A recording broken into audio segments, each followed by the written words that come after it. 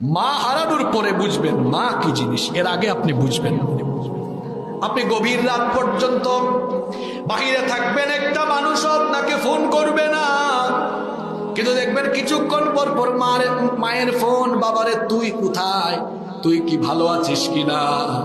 এমন আদরের ফোন মা মারা যাওয়ার পরে আপনি আর পাবেন না। মা থাকতে মায়ের খেদমত করেন, মায়ের জন্য টাকা পয়সা অকাতরে বিলীন করে